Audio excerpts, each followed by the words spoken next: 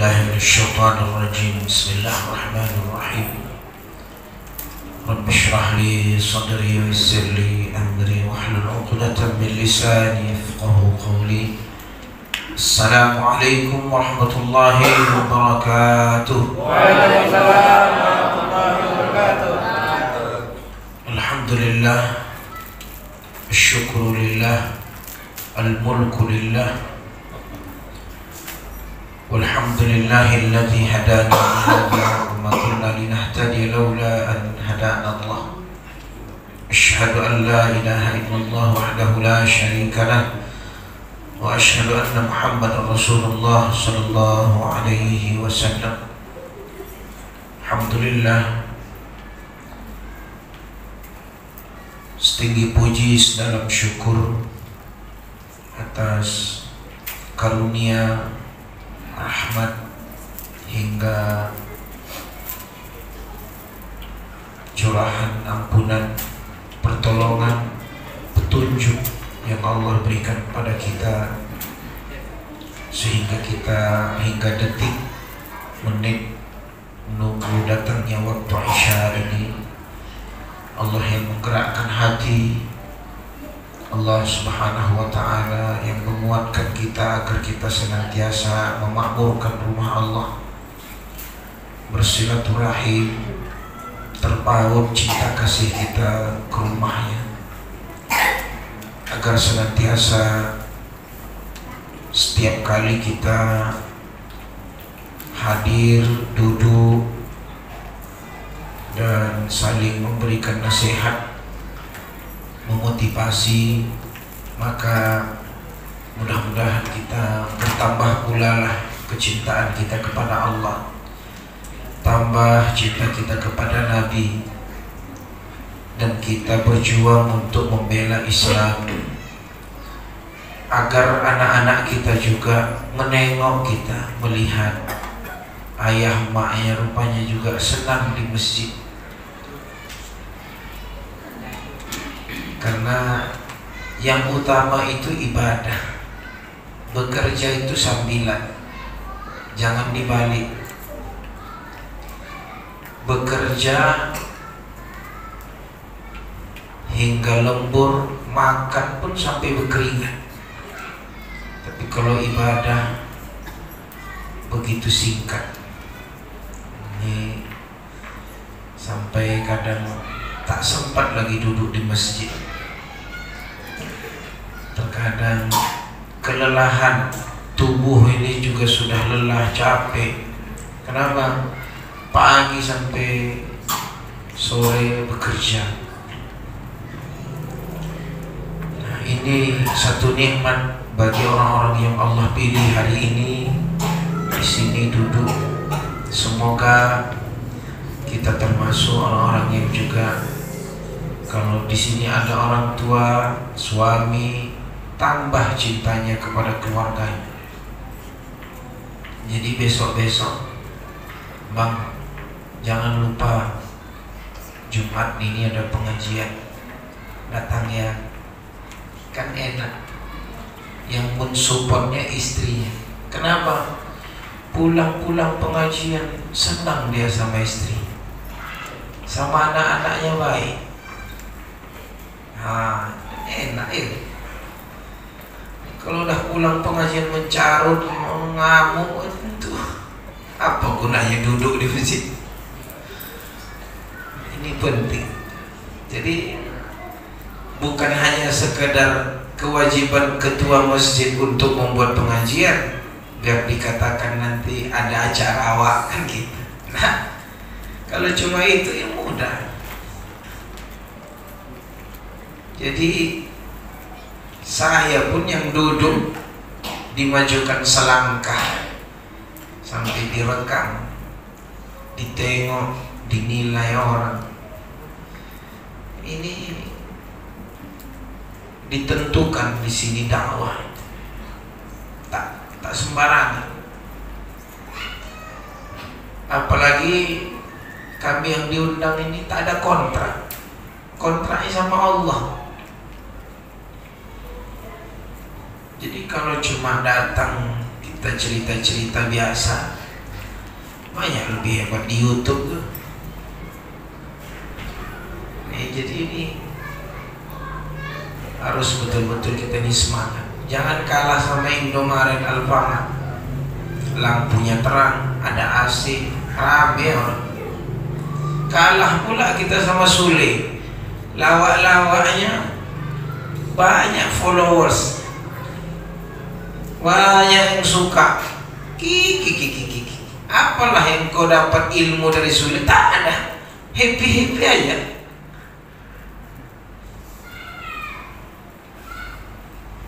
Jangan. Kadang ini penting.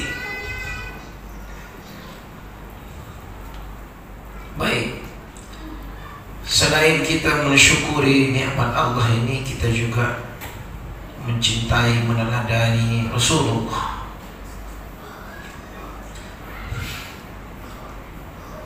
Bagaimana menjadikan generasi ini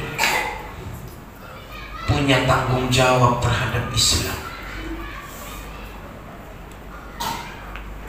Ibu sudah melahirkan anak, susah payah. Itu bukan hanya sekadar karunia Allah, itu anugerah yang dahsyat untuk menegakkan agama Allah.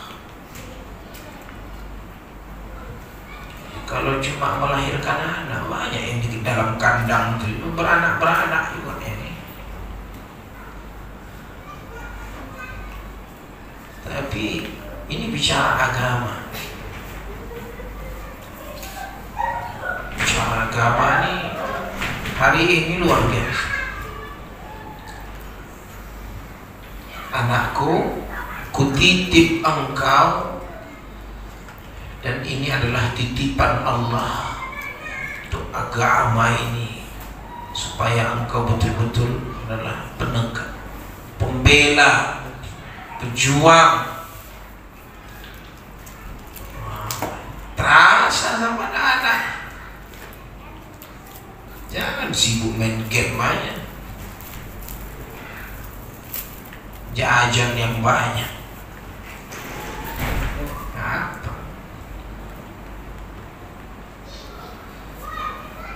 Generasi dalam dakwah Nabi pernah melahirkan generasi terbaik di muka bumi, yaitu sahabat.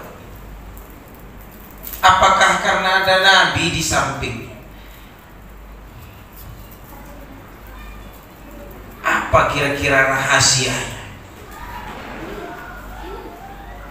sampai Islam itu menyebar ke seluruh dunia? Sumber apa yang diambil?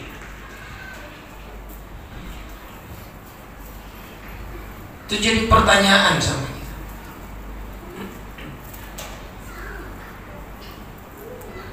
Coba saya tanya, Al-Quran yang dipegang sama sahabat yang diwahyukan Allah ke Nabi, apa beda isinya sama yang kita pegang sekarang? Hah? Tentu jawabnya tidak.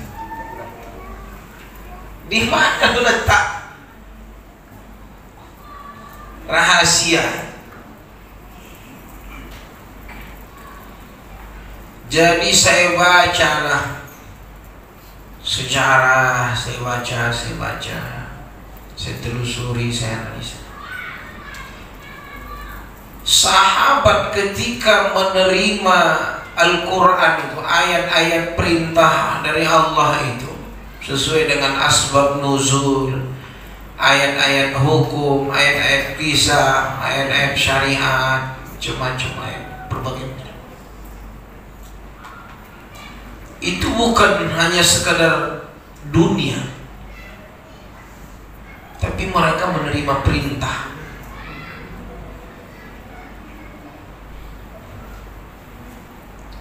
Mereka ibarat mendapatkan mandat,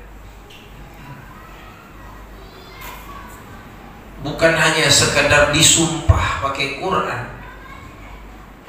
Jadi ini ayat begitu diberitahu oleh Nabi itu dibaca, dipahami, dihafal, diamalkan. Baca, pahami, dihafal, diamalkan.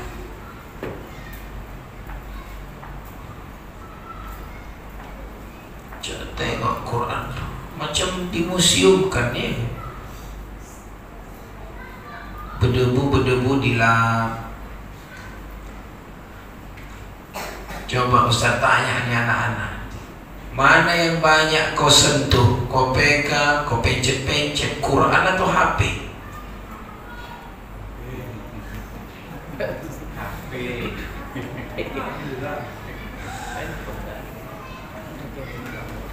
Sampai bertengkar ayah mak gara-gara anaknya. Kau belikanlah anakmu tu HP,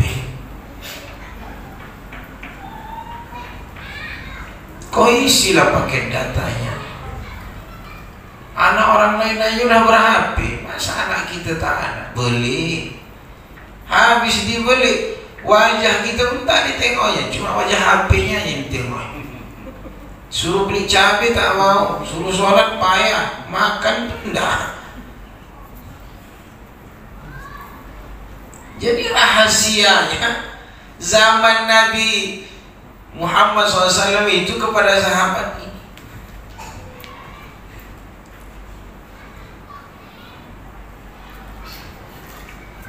yang kita letak-letak.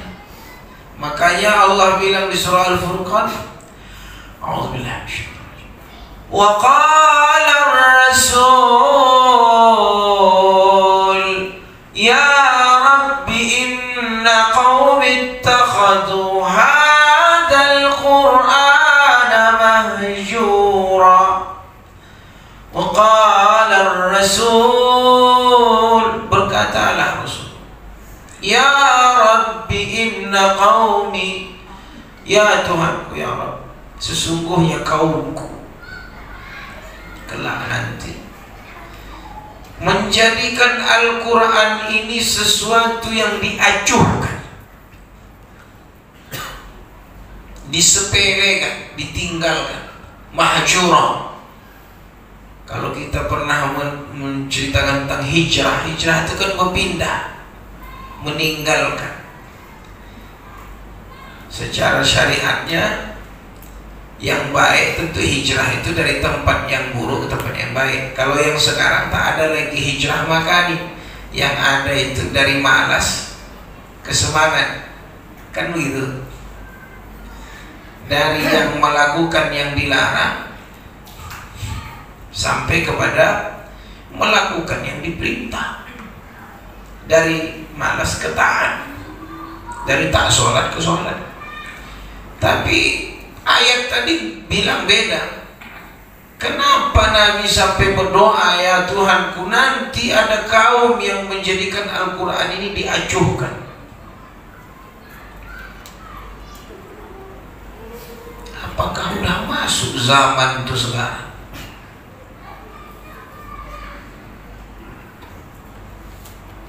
Macam gila kita menengok orang dengan handphone.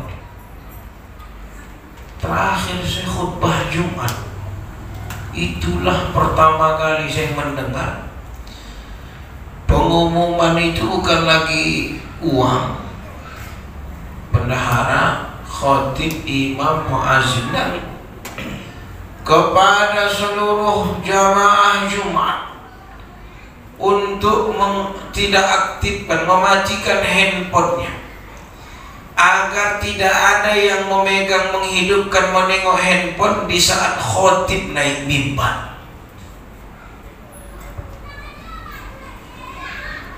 Ternyata sudah musim kedapatan khotib naik mimbar, dia main game. Bisa jadi ini udah ketagihan, apa namanya, candu ya. Jadi terpencet sama dia volumenya. Ada yang sedang dengar lagu, heboh lah semestinya.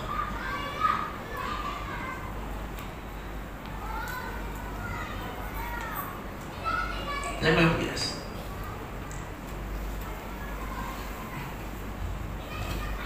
Terus saya ingin sampaikan,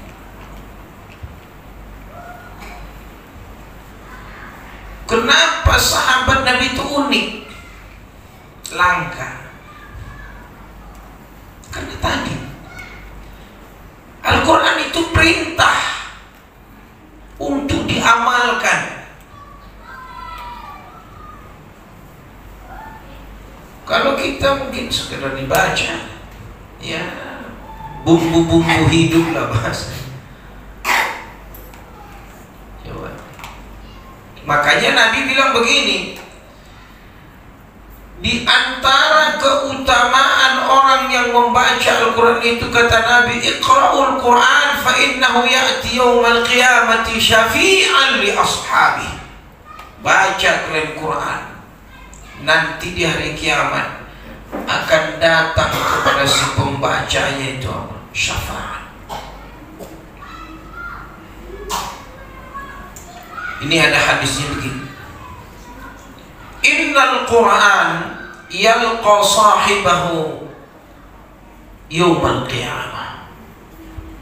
Quran ini nanti akan menemui si pembacanya di hari kiamat. Hina yanshaqqu anhu qabru karrajulis syahid. Ketika terbuka kuburnya, ibarat orang yang wajahnya itu pucat, menakutkan, mengerikan. Kalaupun mau difilmkan waktu dibangkitkan itu kan, gimana kira-kira orang bangkit dari kubur yang terbuka? Jangankan mengilustrasikan itu, menengok Gunung Semeru yang mengeluarkan lava, yang kerbau yang mati gosong, yang rumah jembatan yang ketutup, yang tertimbun lumpur aja mengerikan rasanya. Kayak nuklir yang meledak, sekian desa tuh habis semuanya. Itu belum meledak keluar semuanya.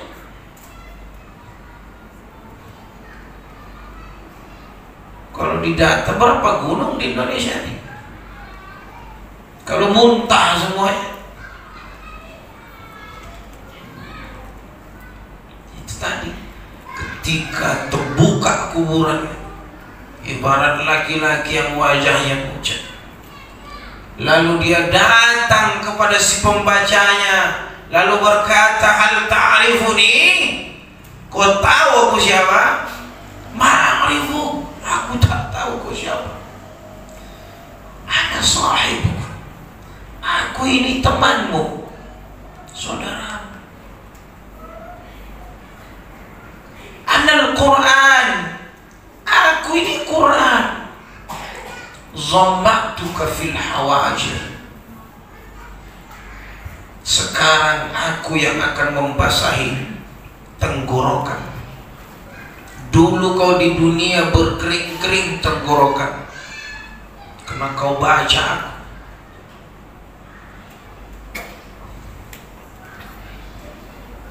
Maka diletakkanlah kerajaan di kanannya, wal khulda biyamini, kekekalan di tangan kirinya, wa yudha' ra'sahu tajul waqar, maka diletakkanlah di kepalanya mahkota, wa yuksa walidayhi hullatain, maka didatangkanlah kedua orang tuanya, maka dipakaikanlah jubah kemuliaan, allati la taqum lahum ad-dunya, yang jubah itu tak pernah dipakai sekalipun penduduk dunia.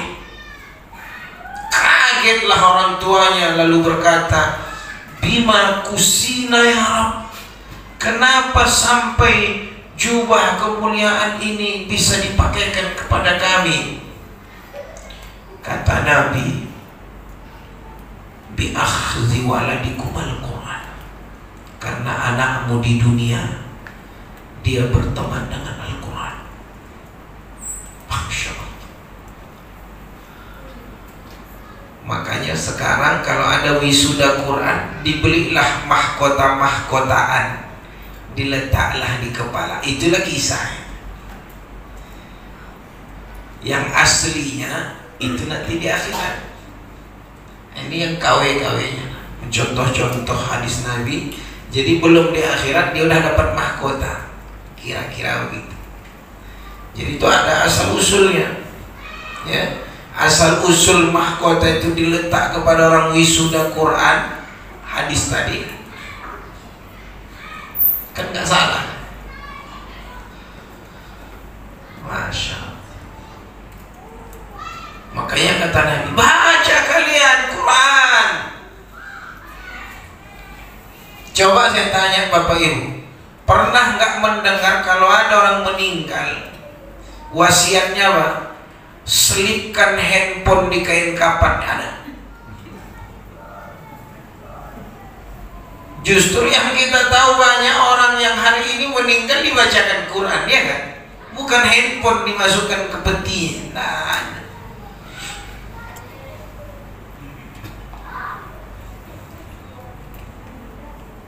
coba. Makanya Nabi bilang, khairukum, sebaik-baik kami itu apa? Man ta'allama al-Qur'ana wa 'allamah. Orang yang belajar dan mengajarkan Al-Quran.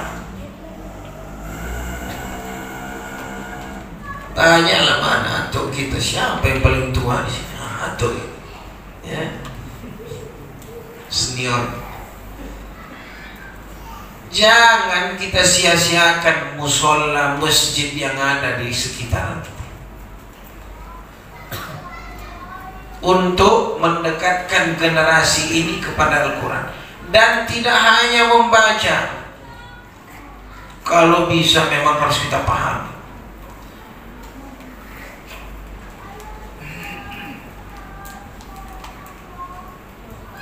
Karena sistem kita ini ada pemilu, kemudian pemilihan anggota dewan, ada bupati, wali kota, ada camat, ada lurah, RT, RW. Saya ingin membayangkan kalau besok hasil didikan anak-anak kita ke sekolah pesantren yang tahfiz itu besok jadi RT hafal Quran, yang RW-nya hafal Quran, camatnya hafal, dan tak hanya hafal, paham hukum-hukum dalam Al-Quran. Masya Allah. Sampai panglimanya, kapolrinya, menteri agamanya hafal Quran sama hadis. Kan mantap itu. Ini ndak bahasa Arab pun tak pandai, cuman kacau lah. Mana ada Al-Quran masa sesat dan menyesatkan, merusak. Saya kebayang saya, Masya Allah. Cobalah saya tanya begini, ini ada ibu-ibu kita, ada bapak kita,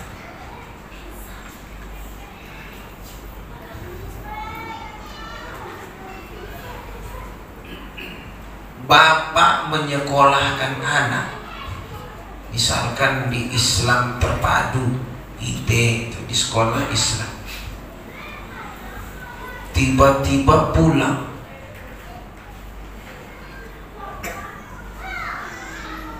bangun dia jam 3 malam tahajud, habis tahajud baca Quran, kita masih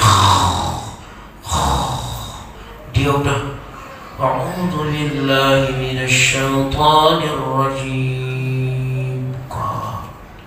Subuh dia ke masjid,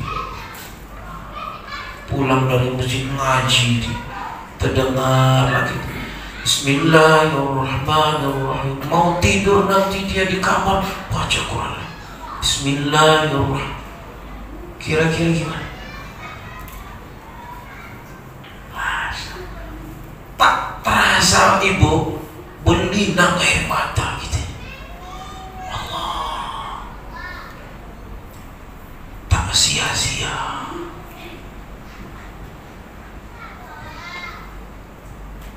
Anakku, tak ku minta engkau memberiku Mercedes, BMW, Ferrari, gedung.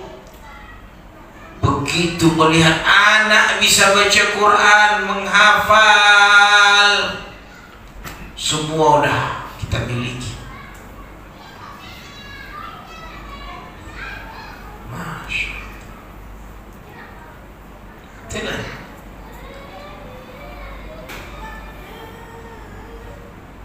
Saya kenal si Rashid itu dulu sebelum terkenal, yang Hafiz cilik itu, orang Riau. Ada beberapa kali saya tabligh akbar, dia baca Quran. Saya tanya ibunya, apalah kelebihan si Rashid ini waktu ibu mengandung dan begitu lahir. Dia bilang 6 bulan tak 5 bulan umurnya sudah bisa menyebut nama Allah dengan jelas. Ketemu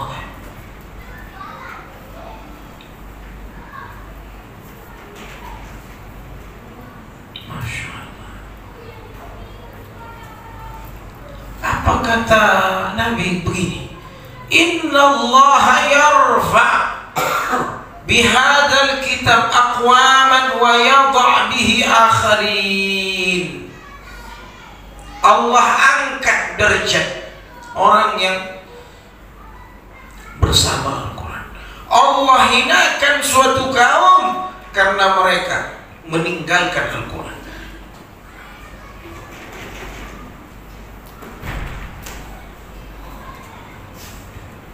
Makanya jangan sampai di komplek ini. Kalau dulu kampung-kampung kan biasa tanding-tandingan speaker dangdut, siapa yang paling kuat. Kudak. Wah, stelnya lagi laku. Stel ribut. Macam ada pesta lah di kampung. Sekarang berubah. Mantap. Ini generasi yang dicetak Nabi itu, ini dia. Begini dia. Sehingga jiwa, pikiran, kehidupan mereka itu bersih, nyaman, enak.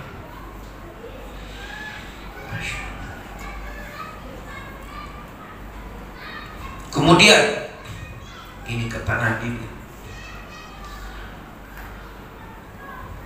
man qara'a harfan min kitabillah falahu hasanah wal hasanatu bi'ashri amsalha la aqulu alif lam mim harfun walakin alifun harfun wa lamun harfun wa mimun harfun. Kata Nabi begini, siapa yang membaca satu huruf dalam Al-Quran itu dilipat gandakan menjadi 10. Jadi kata Nabi, bukan alif lam mim itu 10, tidak, tapi alif 10, lam 10, mim 10. Alif lam mim berarti udah 30. Zalika itu 30.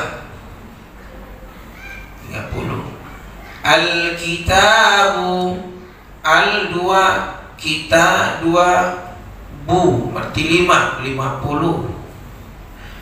Kata Imam Syafi'i, jumlah huruf dalam Al-Quran ini sekitar 1.027.000.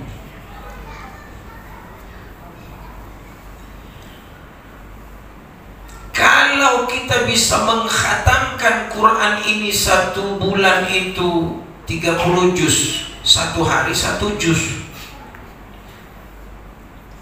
Berarti kalau dia 1 juta kalau dikali 10 itu kan berapa? 10 juta sekali khatam. Dalam 1 tahun itu ada 12 bulan. 10 kali 12, 10 juta kali 12, 120. Sudah terbeli agya.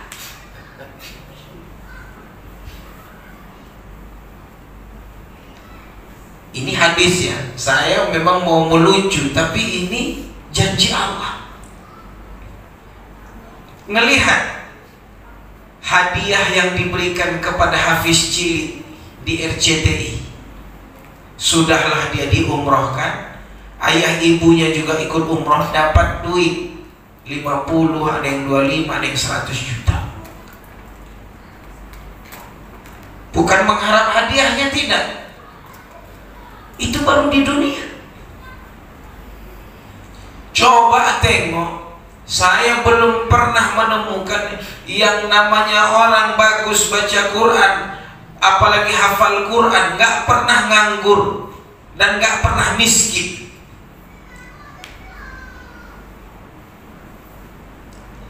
Kalau ada yang nganggur, ada yang miskin, ada yang salah. Buktinya, jangankan hafal 30 juz, modal 3 juz ikut seleksi imam paripurna, itu gajinya 3,5 juta.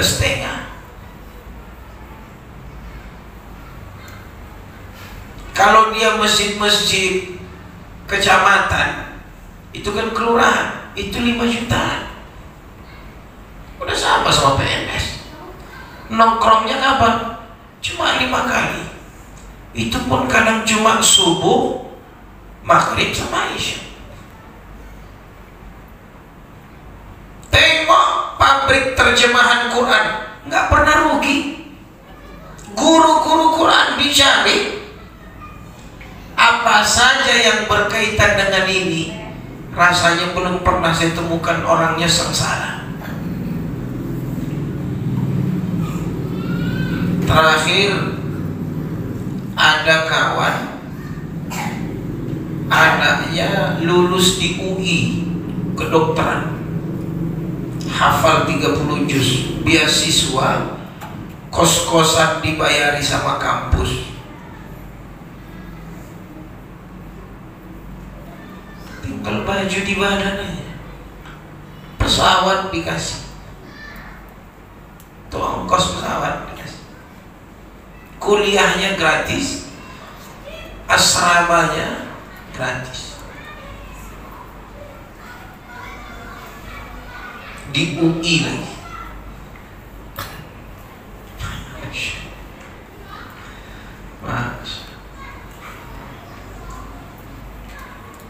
Nah nih anak-anak Ustaz,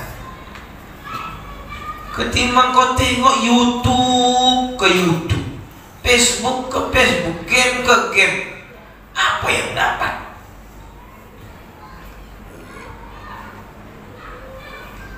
Tadi itu tadi berapa? 120 juta, ya kan?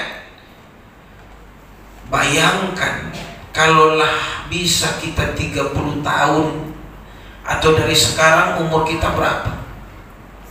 Komitmen tiap bulan kita khatam Quran, paling nggak separuhnya lah, setahun itu 6 kali khatam, nggak usah lah sampai 12 kali gitu kira-kira. Itu Pajero terbeli, Ferrari pun terbeli. Karena ini hadisnya, siapa yang membaca 1 huruf itu dilipat ganda menjadi 10. Itu hadis itu dari Allah, teksnya dari Nabi, isinya dari Allah, itu hadis.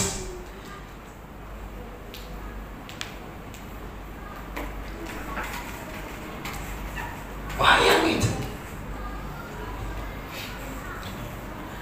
Siapa yang anak 2 kembar yang Quran Google, ya kan?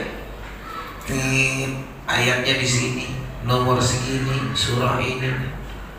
Diundang ke luar negeri keliling, sampai masuk dalam acara talenta apa kan? Ya kan? Masya Allah. Toha Junaid, saya pernah mendengar wawancara orang tuanya, Qori yang orang Arab itu, Toha Junaid itu. Apa kata ayahnya? Saya tak pernah terpikir saat ini dengan Al-Quran yang dibaca, dipahami, dihafal anak saya bisa keliling dunia katanya. Karena anak saya diundang kemana-mana hanya untuk bercerita kenapa dia bisa hafal Quran di umur sebelum 10 tahun. Bahkan ada yang sampai 5 tahun. Ayahnya pun dipanggil, gimana lah ayah nih mengajarkan anak. Masya Allah.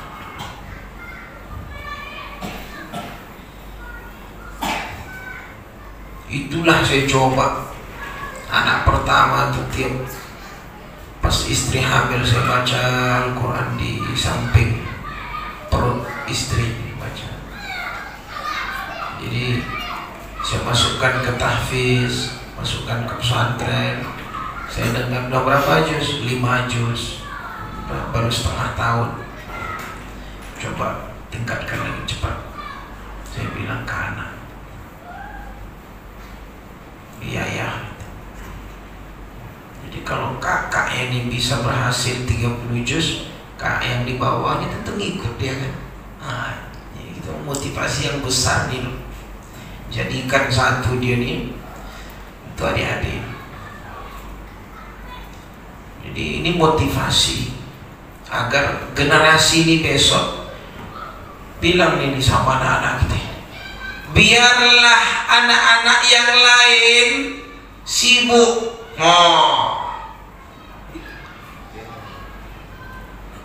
Memang terasa anak ini terpenjara, betul. Kadang menengok anak-anak yang lain seumur dia, keren kali lah anak ini megang handphone, gitu kira-kira. Tapi tidak. Ada anak murid kami sekarang udah hafal 30 juz ke Cisarua gratis melalui beasiswa YBM PLN, program YBM PLN di Bogor Puncak. Kasih uang pesawat berangkat, dan program dia 2 tahun Quran, setahun itu entrepreneur, bisnis, dikasih modal, diajari bisnis. Itu dari PLN program. Jadi setelah dites, alhamdulillah anak murid kita lulus, dan di sana dia sudah jadi prestasi, ikut tanding-tanding tahfiz di kabupaten. Diutus, dia yang diutus. Pandai, bagus ceramah, suaranya juga bagus. Awal mau melepas anak ini, ayah maknya tak mau. Ini anak saya Ustaz, kalau dia pergi pisah sama saya rindu cuman. Apa saya bilang ke dia, ke ayah, ke ibunya, biarlah hari ini engkau menangis, tapi besok engkau tua bisa tertawa. Apa maksudnya Ustaz? Maksud saya bilang, hari ini kita memang rindu sama anak kita, tapi dia di sana membaca Al-Quran, agama. Besok ketika dia pulang udah besar, engkau tersenyum, akhlaknya baik, hafalannya bagus, dia mengurusmu. Sekarang anak berkeliaran, heboh dengan handphonenya, filmnya, ceritanya. Senanglah kita menengoknya, hebat pula dia. Kecil-kecil udah dapat handphone. Besok kau besar, sakit, di selfie-nya kau. Uruslah dirimu sendiri katanya. Begincu dia, bersolek dia, pikir dia. Goodbye mapa katanya. Udah terkatung-katung. Duduk tak bisa, ke kamar mandi tak bisa. Dia boleh kenapa? Karena dulu kecil kau manja dia, kau ulur dia, macam orang kaya aja.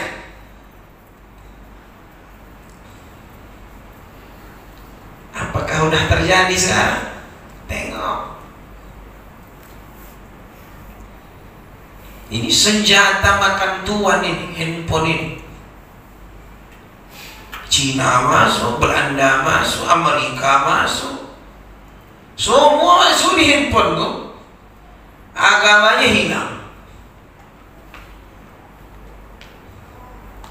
Ngeri. Banyak yang disembunyikannya di situ. Dipanggillah saya di satu RT di perumahan belakang UIN tuh, ada rumah kos kita ada di situ. Gara-gara ada mahasiswa-mahasiswi melakukan sesuatu yang tak hormat dan tak baik. Lucunya lagi, ayah emaknya tak marah sama anaknya. Saya bilang ini udah parah kali. Aku aja tak marah. Datang dibawalah ke rektorat, dipecat DO dua-dua. Bantai kalian lah. Pusing para kita. Ini udah terjadi nih zaman nih. Kenapa? Mungkin udah biasa. Entah ayah emaknya pun udah aneh-aneh. Terjadi. Ngeri lah. Alhamdulillah. Jadi Nabi mengajarkan ke sahabat-sahabat itu bukan hanya sekadar membaca, tapi dipahamkan. Contoh gini, ada ayat tentang mabuk, khamar. Ayat itu turun yang pertama, yas'alunaka 'anil khamr. Qul fihima ismun kabir wa manafi'u linnas wa ismuhuma akbaru min naf'ihima. Turun ayat itu logika.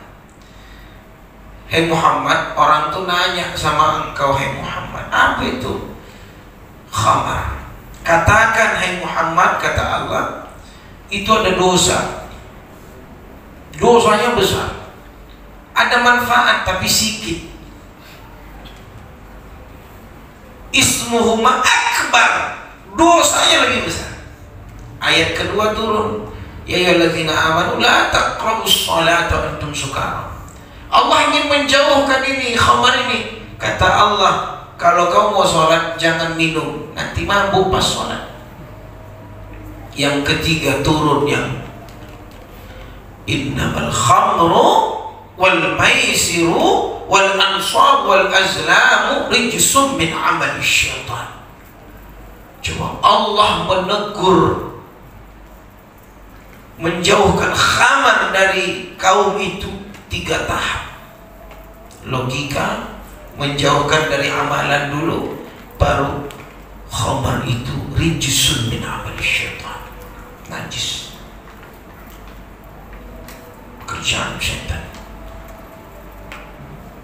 Alhamdulillah. Begitu dahsyatnya ayat. Kita ya khal Islam rahimakumullah, memohon kita semuanya saling mendoakan. Jangan pernah kau lewatkan satu hari dalam hidupmu, waktumu, kecuali engkau belum memandangkan mata ini ke tempat yang lain. Usahakan bukalah Al-Quran, pandangkan mata ini melihat ayat-ayat Allah. Yang kedua, itu menjadi teladan kepada anak-anak kita, sehingga keluarga itu keluarga Quran. Masya Allah, rumahnya pun rumah Quran. Waktu kita ini tak banyak, godaan semakin banyak, acara televisi banyak, kafe-kafe banyak, nongkrong-nongkrong banyak, hiburan banyak. tempat jajanan banyak, shopping banyak. Hanya orang-orang yang dianggap aneh hari ini. Quran yang terlupakan. Padahal inilah awal kemenangan umat Islam. Baik, saya kira cukup. Udah masuk ya. Agar kita senantiasa menghidupkan kalam Allah, mukjizat, sehingga nanti hidup kita tak hanya di dunia tapi di akhirat selamat insyaallah. Ini saja, wallahu a'lam bishawab. Astaghfirullahaladzim. Assalamualaikum warahmatullahi wabarakatuh.